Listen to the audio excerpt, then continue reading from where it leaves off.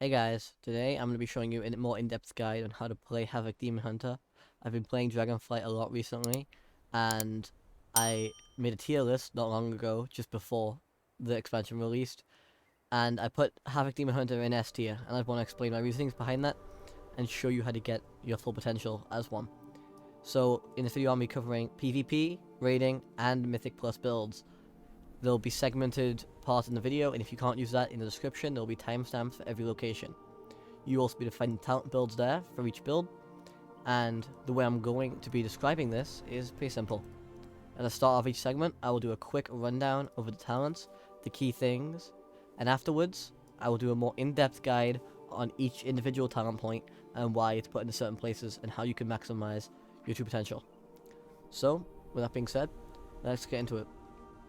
Alright, so starting off, I'm going to be going for PvP talents. The PvP build can vary a little bit. There's a few talents you can swap around, but generally it's going to look like this. Now, mainly we're going to be using Soul Glaive. That's why we have Furious Throws. This makes our Soul Glaive cost 5 more Fury, but allows you to throw a second one. This is because Soul Rend is a stackable ability, allowing you to get a massive dot on the enemy, which will take away doing a lot of their health and damage. As Soul Glaive is our main Fury spender, we're also taking a lot of other things that increase its effectiveness, such as Accelerating Blade, which is going to make it do more damage, and also Fodder to the Flame, which, if it bounces off and hits your Condemned Demon which spawns, it'll do 19,000 damage and mostly heal you, which is very, very important in PvP. We also have Any Means Necessary here. This is because this is going to change the hunt from doing nature damage into doing chaos damage. This is really important, as chaos damage is scaled up by your mastery effect, making it do more damage. The hunt is also, obviously, combined with Unnatural Malice to make it do more damage over time. The hunt is generally your major burst ability. This is what you press when you're about to try and do massive damage to the enemy, and hopefully push them into death. On the left hand side of the Havoc tree, we have went down and gotten Know Your Enemy. This just generally helps out with most attacks, and although you're going to be stacking mastery mostly to get that hunt benefit, it's still really strong. I've also went into Essence Break here. I think this is a must-have. It simply does a lot of damage for when you immediately activate it, and increases your damage from Chaos Strike and Blade Dance by 80%. Combined with Metamorphosis to increase your Blade Dance and Chaos Strike effectiveness, this can make you do a large amount of damage, and can just help give you that extra edge. It's also worth noting that I have not taken Rage Fire. You can take this if you want, although I think it is not as useful in PvP, as oftentimes enemies can predict when your Rage Fire stacks are going to run off, and also it's very unpredictable and difficult to hit the enemy with, as you are not going to be able to constantly track when your Immolation Aura does expire. It's also possible to switch Fell Barrage off, and instead of Fell Barrage, go for Relentless Onslaught. This is really good, especially combined with Essence Break and Metamorphosis. However, as most of the time you're going to be using your Fury to press Soul Glaive rather than Chaos Strike, I prefer to stick with Fell Barrage, as it does a massive amount of damage. It is also worth noting, if you plan to go into a healer fight, or a fight that may last for longer and not be a one-shot battle, Glaive Tempest is actually preferred over Fell Barrage for me. It has a 19-second cooldown, you can be cast way more often, and does relatively similar damage, allowing you to rack up way more damage over the cooldown period. Fell Barrage is just here, as you can use it to bait out interrupts, which allow you to get off your I-Beam. Someone tries to interrupt your Fell Barrage, it lets you go into a free I-Beam to get your Metamorphosis, and be able to use your abilities afterwards, so I prefer Fell Barrage. On the left hand side here in the Demon Hunter tree, I went down and taken Collective Anguish. It does a lot of healing to you, which is going to be very useful whenever you use I-Beam, and generally just allows you to do a lot more damage with that ability. I've taken Infernal Armor. I think in Phase 1 currently, Demon Hunters are pretty squishy, so this helps them get that extra bit of armor, and stop them from being bursted down by other stun classes. Everything else here is pretty self-explanatory. Lost in Darkness lets you use Spectral Sight. You can swap this off if you're not against a stealth class build. You can swap that off and go and take Pitch Black if you want, or Long Night. It could also be worthy to put that point into Will of the Illidari, and if you want, you can also take the point out of Fellfire Haste to put both of those in there and get that 6% extra maximum health. Everything else here is general talents that you really want. Of course, Master the Glaive, we have that for obvious reasons, but also just to get down the tree. Everything here is pretty self-explanatory, and you won't deviate much from this at all. Going into this a bit further, anyone that doesn't take Demon Blades played the game wrong in all types of content, so just take it. Hellfire Heart is there just to increase your Immolation Aura, keep your Infernal Armor stacks up, allowing you to be a little bit more tanky and do more damage with that. Burst Blood allows you to do extra damage on your Essence Break and Metamorphosis, just gives you that extra edge. Mortal Dance is basically required. It's going to reduce enemy healing by 50%. It is ridiculous in PvP. Chaotic Transformation helps you set up that nice little burst window. You can I-beam into I-beam, and then Metamorphosis, and then I-beam again. Allows for some crazy damage. Looks and Kill gives some guaranteed critical strikes and scales really well with Know Your Enemy, allowing you to do some crazy damage with I-beam. Into Furious Throws, again, as I've explained before, basically required, allows you to throw 2 glaives, stacking up more soul rend stacks.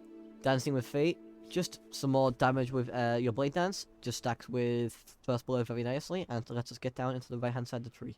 Fellow Eruption, a nice 4-second stun, adds to your already massive crowd control, allowing you to Fellow Erupt, Chaos Nova, and Imprison. Serrated Glaive is, again, just going to increase your I-beam damage for some extra burst.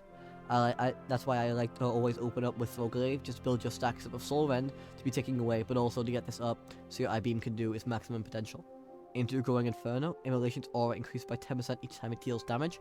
This allows for its extended duration to just do a lot more damage and generally be more helpful. Burning Wound is again going to increase your Immolation aura damage, but mainly we use this here because Throw Glaive is going to apply another dot dealing more chaos damage. Anything we can take to improve our Throw Glaive is wanted. Accelerated Blade increases our Throw Glaive damage, we want it. Borders of the Flame does some pretty nice damage, but it's mainly used for its healing potential. Allows for you to heal self a lot more effectively. Soul Rend, our main damage dealer. This is what makes Throw Glaive so powerful and allows us to dominate by using it as our main Fury spender. Enemies Necessary, this is used to increase your burst damage. This scales up the Hunt, which normally does nature damage, into chaos damage, allowing it to benefit from your mastery effect, increasing it by some extra damage. Blind Fury is going to make your I-beam do more damage once more, also generate some more fury and let us get down into the tree. Isolated Prey, again, increasing your I-beam damage, but also it lets Fell Rush generate fury, which can be really useful if you're in a pinch. Also, Chaos Nova stun duration, any amount of stuns in PvP is very wanted. Chaos Theory pairs well with Essence Break once more, and it lets you do some more critical strike and refund Fury, and since Fury can be pretty low in PvP, it's helpful. Spell Barrage, I've explained this before, but it does some nice chaos damage, and can be used to bait out interrupts to then use your I-beam and get its full potential out. Know Your Enemy, generally increases your critical strike damage by quite a bit, very useful. Essence Break, some nice burst damage, instant 28,000 on a relatively short cooldown, and increases your Chaos Strike and Blade Dance damage by 80%. This allows for Metamorphosis to peak after using I-beam, and allow you to do generally a lot more damage. Again, everything here is very self-explanatory. The only thing I could recommend maybe switching is if you're not going against a build that requires stealth, you can maybe take off these two, and go into Will of the Illidari for some extra max health. Moving on to the PvP talents, Chaotic Imprint is basically required. It's going to make your Throw Glaive do a random School of Magic, and increase damage taken from that. The damage taken part isn't very important, however, the Demon Hunter passive Chaos Brand makes it so that magic damage taken is increased by 5%. This makes your Throw Glaive therefore do 5% more damage. Unending Hatred, generally I just take this because it's a passive that gives you more fury, very useful in PvP and stuff. I could see someone switching this out for Detainment, which allows your Imprison's PvP duration to be increased by 1 second, and stops them from being knocked out of it when this is going on. Next up, Reverse Magic. This is required. It's pretty obvious why this is here. It's the most powerful PvP talent the Demon Hunters have access to. It allows you to remove all harmful magic effects from you and your nearby allies. This is a great support passive ability. Classes are really high up as well, like Affliction Warlocks and Shadow Priests. This can be really useful to get some big damage on them and save yourself from a potentially lethal burst window. Alright, so moving on to Mythic Plus. The left hand side is generally the same as the PvP build. There's not much change here, except I've taken out Fellfire Haste and went into Will of the Illidari instead of Swallowed Anger. The right hand side, however, has changed quite a bit, as you can see. Instead of going majoritively for the middle section here, increasing our I-beam damage, we instead went to the left hand side. I-beam's still very useful, and you can run the PvP build in Mythic Plus and still do very, very well if you don't want to learn another build. However, you can get slightly more potential out of this. Some things to note is that we have Momentum now, which allows Fell Rush to increase your damage done by 8%. This just generally allows for some extra burst and The immolation aura increasing damage of next Fel Rush by 400% is a massive boost to AoE potential from Fel Rush. Now, as for the explanation, I'm going to skip quite a lot of this part, as it's exactly the same. We've taken Rage Fire here, as you're generally going to be always near enemies, so this can actually do its damage appropriately. As you see, we went to the left hand side here. This is going to increase your Chaos Strike chance to refund Fury. Also, we've got Initiative here, which is going to increase your critical strike chance, which scales really well with Know Your Enemy. Unbound Chaos is going to let your Immolation Aura increase the damage of your Fel Rush by 400%. This is very important when stacked with Momentum, as you're going to be using it anyways, and allows you to get some extra burst damage through a swarm of enemies. Tactical Retreat lets Vengeful Retreat take less cooldown, which lets you stack it with Initiative to increase your critical strike chance more often, and also gives you a massive amount of Fury. Other than that, the build is pretty much exactly the same. You want to keep up your glaive throws to keep up Soul Rend and do damage that way. Now, in general, for this build, you want to be using Essence Break to its maximum potential. That is going to be your main damage dealer for this build. You're going to want to always use Essence Break after I-Beam to get the buffed attacks from Metamorphosis combined with it. Use Vengeful Retreat only when your initiative buff runs off. You should try and keep initiative up whenever Essence Break is ready. You should always be using Throw Glaive if Soul Rend is not on your target.